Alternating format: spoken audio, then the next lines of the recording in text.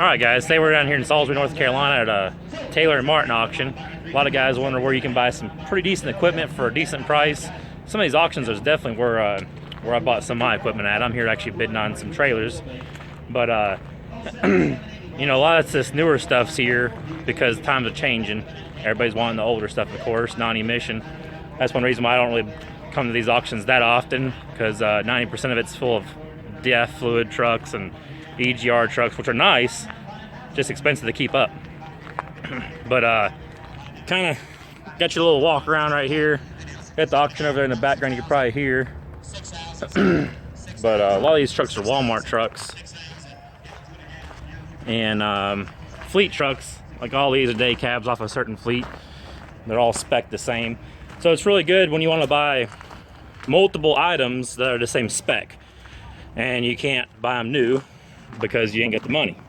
So you can come here and you can buy, you know, if you want the same spec truck, you can buy them same spec. Which is really handy when you go to the parts and repairs for long ownership. It's nice to have the same equipment. So that's why these auctions do have a good purpose for companies who have a large fleet. You know, and a lot of these auctions have where you bid and then you get to pick how many you want when they're the same spec trucks. That helps out. Sometimes I've seen people buy 30, 40 trucks at one time because it's the same spec. That's what they want. Like all those are Walmart trucks. You know, usually I think they said they had to sell, I think right around 400,000 or 500,000 miles on them.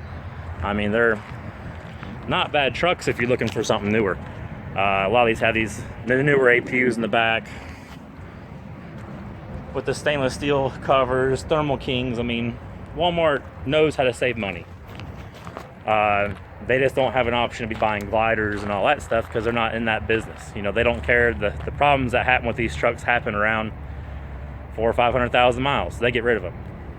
Plus, driver retention's a big deal. That's why a lot of these big fleets like to get rid of the trucks. You know, when you got a driver in the truck, he wants a new truck that don't stink, not messy, rides good, ain't wore out. You know, he don't want to be messing with all that. So one reason why these auctions exist is because of that. You know, they look at the long-term ownership costs and they, you know, it multiplies when it gets time later on in life in the vehicle. They know it's going to cost them a lot more to maintain and it's going to potentially cost them employees. So we'll go over here. I'm looking at trailers. When it gets trailer time, I'll shoot a little bit of trailer information, but I'll see you later on. Well, I decided to go ahead and bring you aboard over here where they're buying some trucks. I know you guys are going to want to see some of the auction going on, and we'll kind of do a little bit of that, see what this stuff's bringing. Keep in mind some of this stuff is older on this side of the yard with the ISXs that had problems. And going with day cabs, some of these got Mercedes engines in them, which ain't the best. They'll go cheap most likely.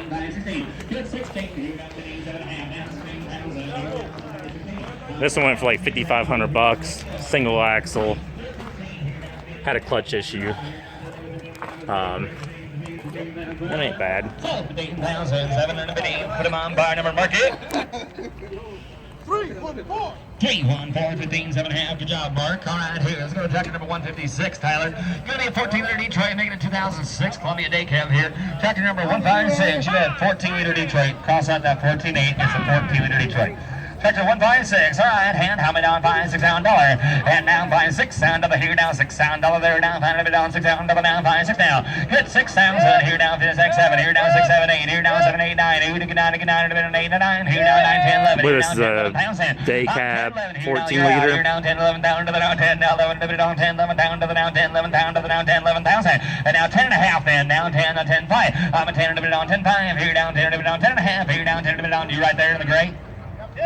Now 11,000, and now 11. 11,000, sir. What do you mean no? Give me 11. 10.5. 11,000. I'm 10.5 now. 11. On 10.5 now. 11,000. Here now. Give me 10. 7.5. 10.5. 10.750. I'm a 10.5. 10.7 hand. 10.5. 10.7 to get 10. Trying to get 10. 7 to get 10. Trying to get 10. 7.5. Still 10,000. $500. 10.5. Put them on buyer number 461-547. 461-547 now. Hey, we're going to tractor number 157, making an Eaton automatic transmission. This is going to be tractor number 157, guys. You saw when they did an overhaul at 529,000 miles. Just back in August, they put a new clutch and flywheel as well. Tractor 157, 3-pedal auto shift here, boys. Right hand, how many down, coming here down to get 2, to get 3, to get 4.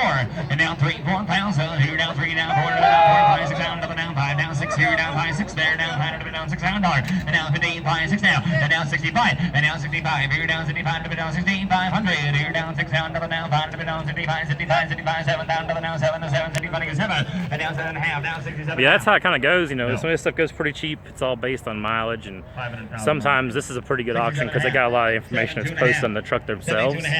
See if I can find you one, but they actually tape the paperwork to the side of it, which is really good. So if they have any receipts or anything like that, it goes right to the new owner. Let's see if any of these trucks got it. Yep, here's one right here.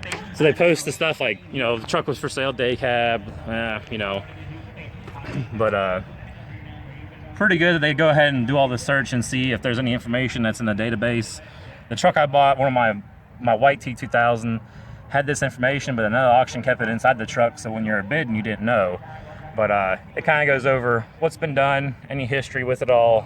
This one's on an engine overhaul in 2014, which helps out a lot when you're trying to sell something. You know, I mean, you can take it as it is, but it's still better than knowing nothing. So this truck probably would have been a good one.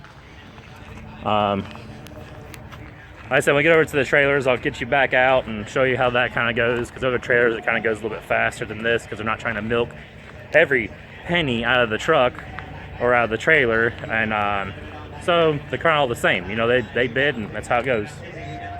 All right, guys, so here we are. Ended up not getting what I wanted. We were looking at these trailers here. They're like Averitt trailers.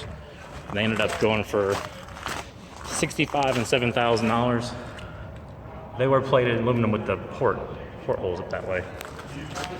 So wasn't too bad, but just I've seen the same trailers going for right around $55,000, $6,000 up in Kentucky. Same fleet, same everything. So everything went a little bit high today. Plus the 2% buyer's fee on that. But anyways, thanks for watching. Always subscribe, and I'll see you in the next video.